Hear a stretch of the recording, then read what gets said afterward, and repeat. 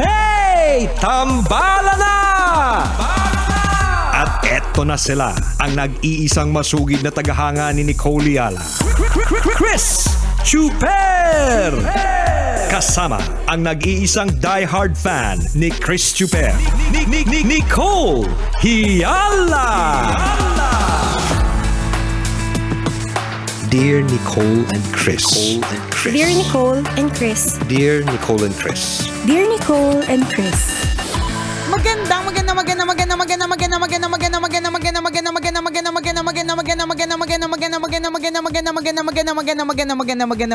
morning, Luzon, Visayas at Mindanao Metro and Mega Manila. It's a feel good Lunes. Hi, partner. Hello, Mike Tess. Hello. Kaya pa ba? Kaya pa bang mabuhay today? Kaya pa bang itawid ang Pasko? Kaya pa ba, partner? Kaya pa? Kaya yan. Oh, talaga? Oh. Sino tong kausap ko? Ako nga pala si Kiko Maching. Kilala niyo ba? Ako nawawala niyang kuya. Kaya ang question ko po for today, partner, kaya pa bang umabot sa birthday mo? Yun na nga eh. Oo Buti nga. walang Nagpa-check up ka naman sa utak. matagal na sabi niya. Wala nang pag-asa. Uy, Sabi ng doktor ko, tanggapin mo na.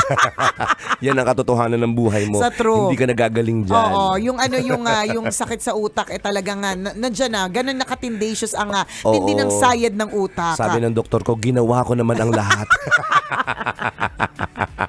Pero yun lang talagang kakayanan ko. Naalala ko yung isang kausap ko last week.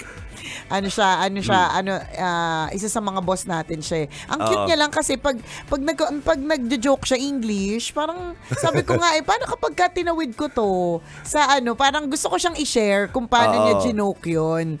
Yung joke na yun. Kaya lang iniisip ko ngayon, parang hindi ko maitawid kasi ang ganda ng pagkasabi ng English kasi sabi mo kanina, sabi ng Diyos, ginawa ko ang lahat, ganyan. So dun sa pag-uusap naming dalawa nung boss na yun, sabi ko kasi dun sa boss na yun, sabi ko, sir, ang dami mong sounds, no? Kasi madami siyang sounds.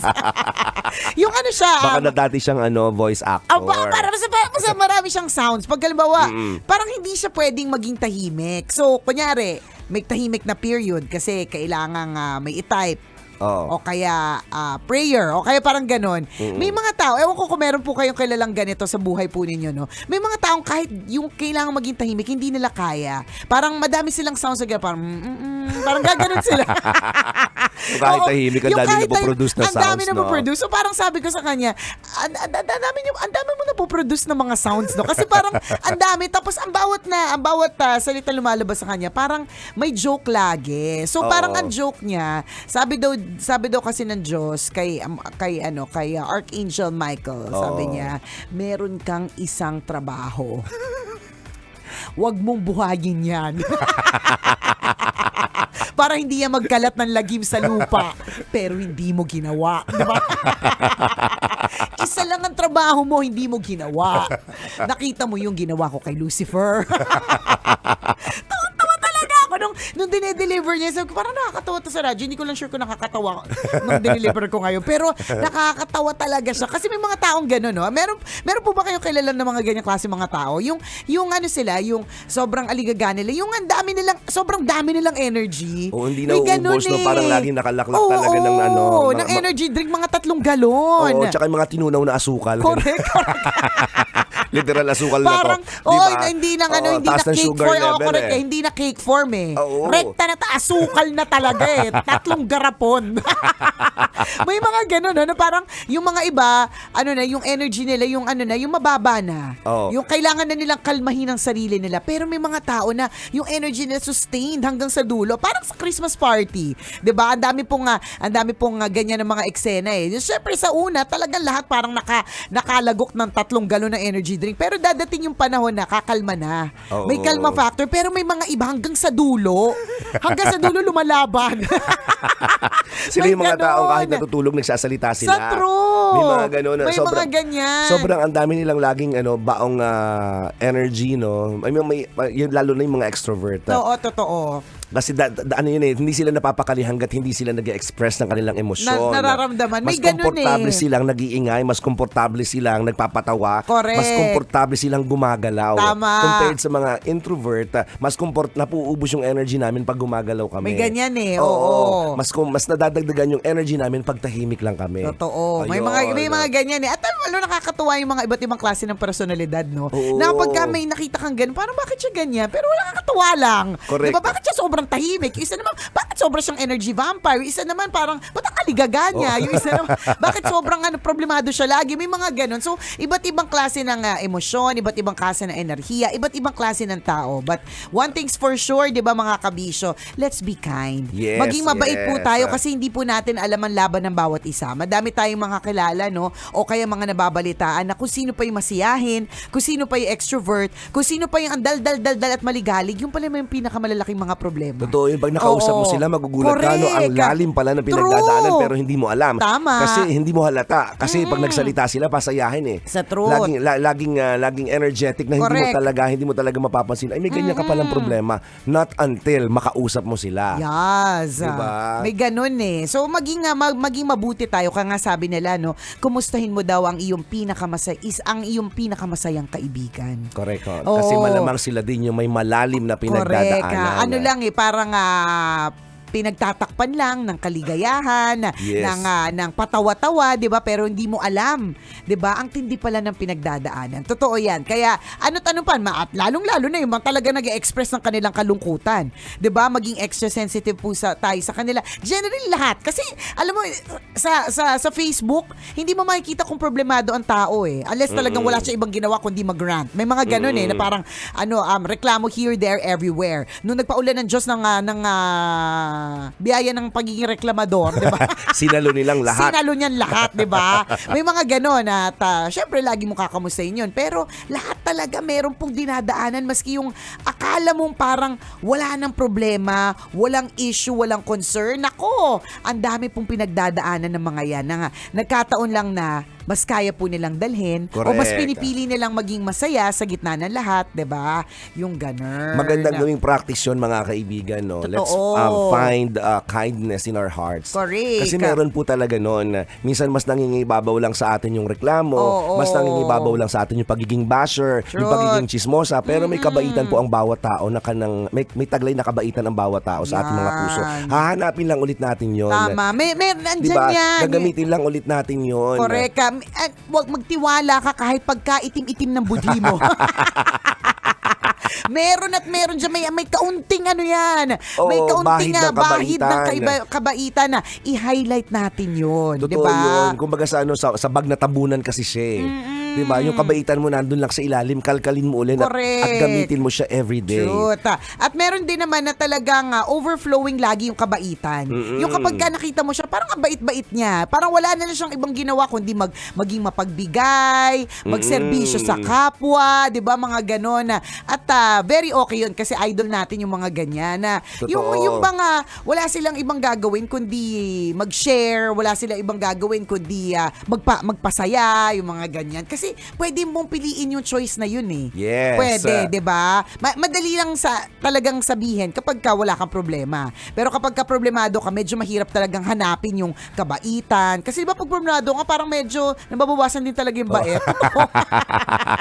Nadadagdagan kasi init ang ulo mo. Correct. Maiksi na pasensya mo, Totoo. magagalitin ka na. Tama, hindi totoo yun. Kasi nakakaiksi ng pasensya kapag ka madami kang problema eh. Kaya medyo nababawasan ng kaunti yung bait. Pero meron pong kabaitan ng bawat tao. So hanapin po natin yung kabaitang yan. Pinag-uusapan natin, partner, yung iba't ibang klase ng personalidad. Isa nating tambalanista, ito ang issue niya. Sabi niya, Dear Nicole and Chris, tambalanisan niyo po cause for so many years. Sana po next year, afford na po namin kayo sa Christmas party namin para kayo po ang mag-host. Mura Yan. lang naman kami. Mura lang naman kami. Oo, Grabe ka naman. kayang-kaya ng ano mo. Oo naman. Ng boss ninyong magkano yung pinamigay nung Christmas party. Anyways, sana po ay mapagbigyan niyo po yung aking kahilingan na masagot ang aking katanungan. Required po ba talaga ang lahat na mag-join sa mga Christmas party presentations? Puspusan na po kasi ang pagpapractice po namin, and as an introvert, nasusuka po talaga ako. Baka naman, Sir Chris,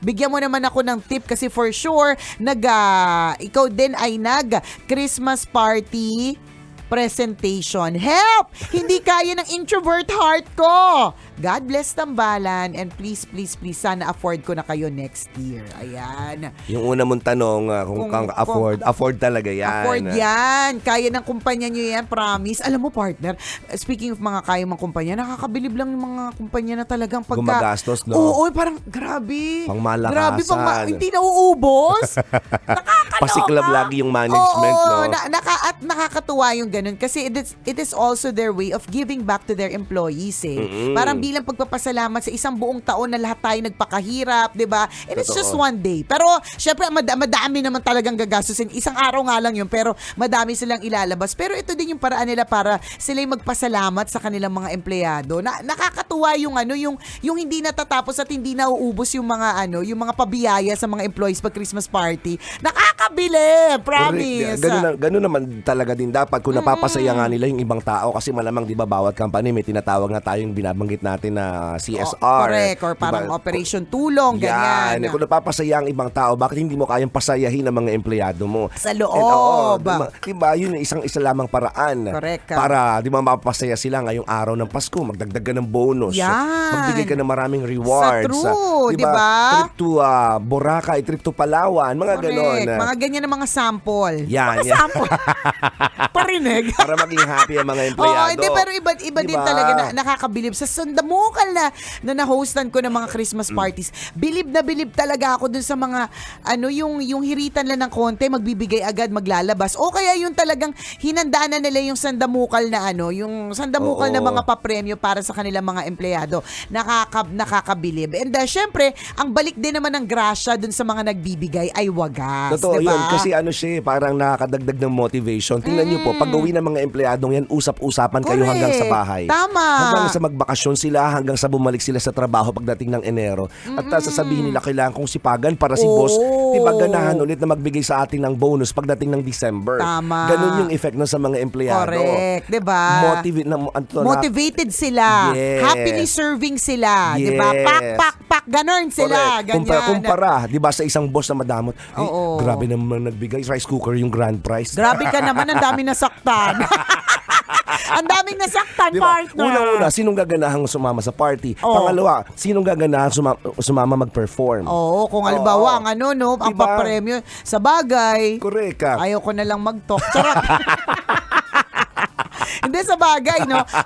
Bakit kakaririn ng Totoo. isang ng mga empleyado ang isang Bakit ako mag-e-effort? Correct. Balik tayo dun sa nag-PM. Bakit ako mag-e-effort kung Oo. wala lang naman din ako mapapala dito, 'di ba? Yes. Pero syempre, kasama talaga yung bragging rights na kunyari every year sila inananalo or inaabangan talaga yung performance nila. Oo. Pero then again, 'di ba, kung magiging practical tayo, syempre kailangan natin ng pera. Matindi yung pangangailangan natin. Kung maganda ang papremyo, edi gagalingan, 'di ba? Correct. So baka itong nag-PM sa atin, partner, baka kulang kasi yung papremyo. Ayun. Kaya, kasi alam mo, ang mga introvert, kapag meron din naman nilabas na pera, nagiging extrovert po yan. Kung gusto mo tanungin si partner, Yes.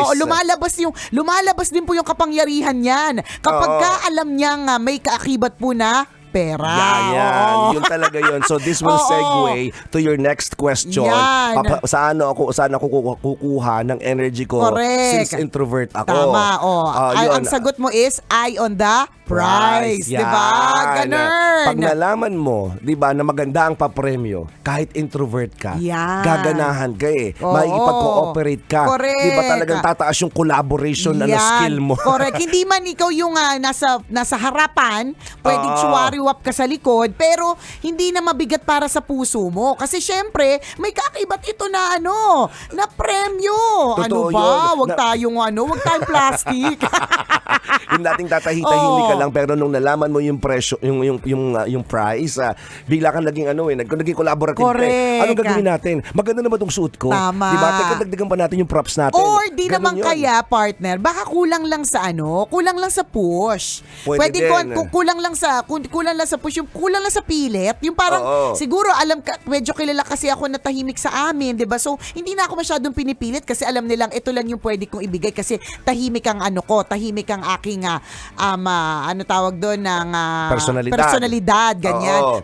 Baka kailangan mo lang ng konting pilit. Oo, di ba? pwede din, May mga ganon. Kagabi partner, nag-attend ako ng Christmas party ng Mayat de la Rosa, group of Uy. companies yan. Oo, bonggahan oo, ang bongga. Ay, bigayan. naku, bonggahan ng Naku, teka. At ang bonggahan ng mga performances, nakakatuwa lahat ng mga nag-effort, di ba? So, syempre, yun yung mga sinasabi natin na kapag ka alam natin maganda yung pa-premyo, mababait yung mga boss, magpa-perform tayo na maigi, di ba? Talaga gagalingan ko. Kahit triple yung pagiging introvert ko. Correct. Kahit isang gabi pipilitin ko maging extrovert. Correct. Kapag nakita ko na ang papremyo, bundle, di ba? Oo. Bundle ng pera. Naku, Not just talaga. pera, pero bundle, di ba? Kaya congratulations to everyone who's joined sa Christmas presentations kagabi. Nakakatuwa po kayo to the De La Rosa group of companies and to the Mayat De La Rosa, Richard De La Rosa, the whole Yan. family, Trish, Renz, Ron, and Aliyah. Hello po. Good morning Merry Christmas po. sa inyo. Merry Christmas. Baka naman magpadala pa sila dito ng basket of bundle. groceries. Oo, wag naman ganun. Charot. So kagabi, meron dalawang natira na parang pinag-dance showdown ko, Oo. partner. Yung isa talagang siya, yung obviously from the very beginning magaling sumayaw, yung talagang maiksi yung suot, tapos talagang TikTokeris, danceris, ganyan. Yung isa tahimik, naka-blazer, Oo.